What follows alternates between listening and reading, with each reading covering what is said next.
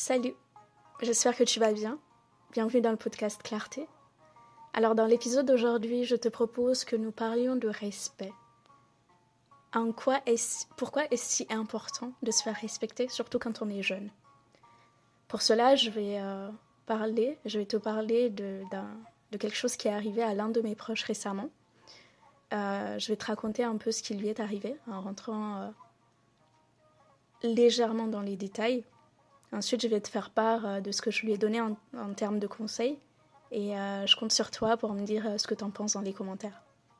Allez, générique.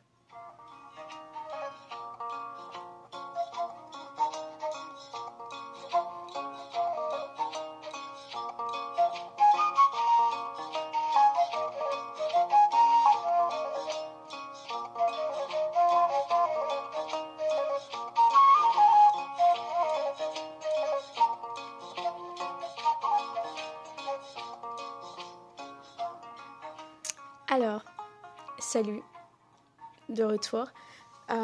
Déjà, le cadre de ce qui s'est passé, donc mon proche à moi est un étudiant en alternance.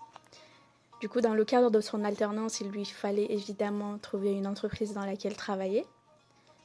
Et sur son contrat d'alternance, il est stipulé qu'il doit travailler entre 9h et 17h, conformément aux lois de travail en France.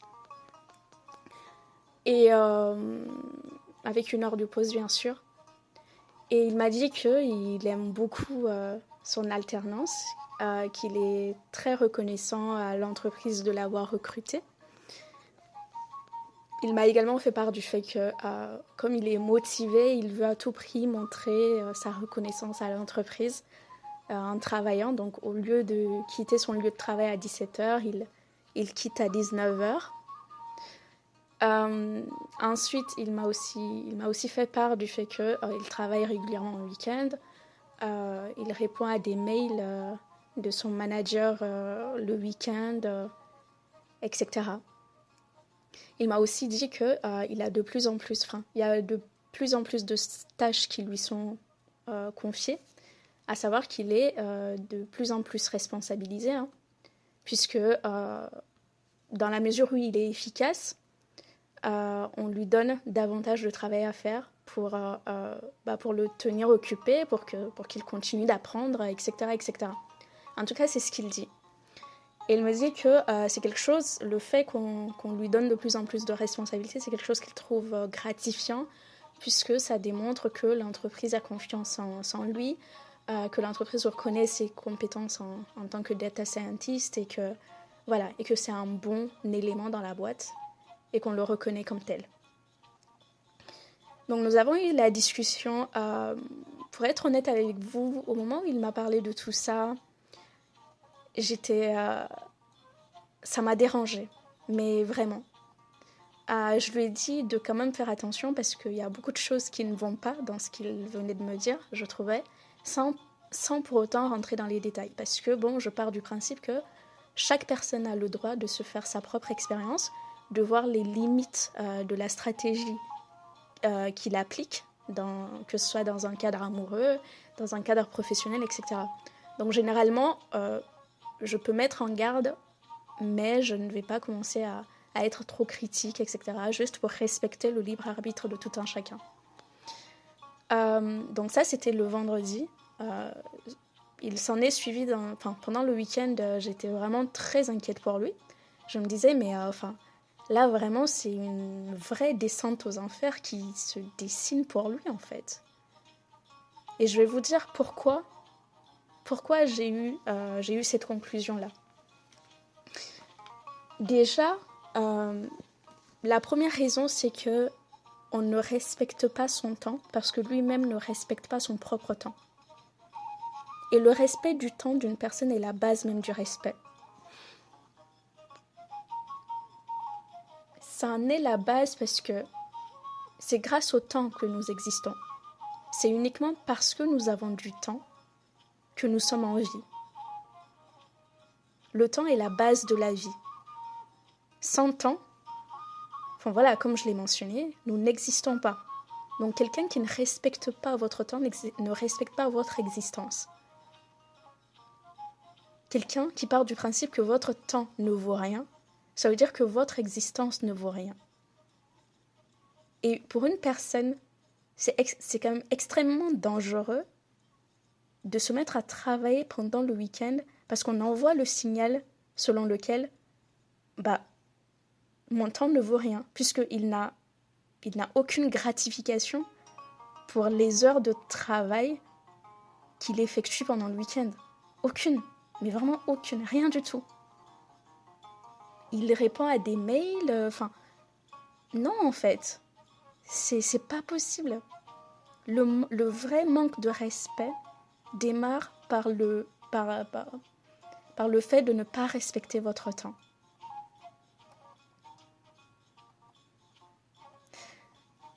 La deuxième chose qui m'a dérangée, c'est le fait que il m'avait dit que il voulait montrer sa reconnaissance à l'entreprise.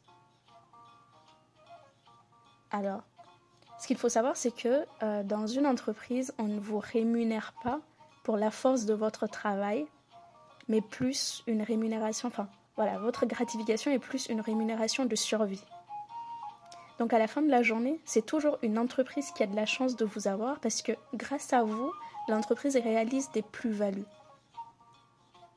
Donc ce n'est jamais un employé qui a de la chance de travailler dans une entreprise. C'est toujours une entreprise qui a toujours de la chance qu'un employé lui donne sa ressource la plus précieuse, qui est son temps, en échange d'une gratification de survie. Donc vraiment, il n'y avait rien qui allait.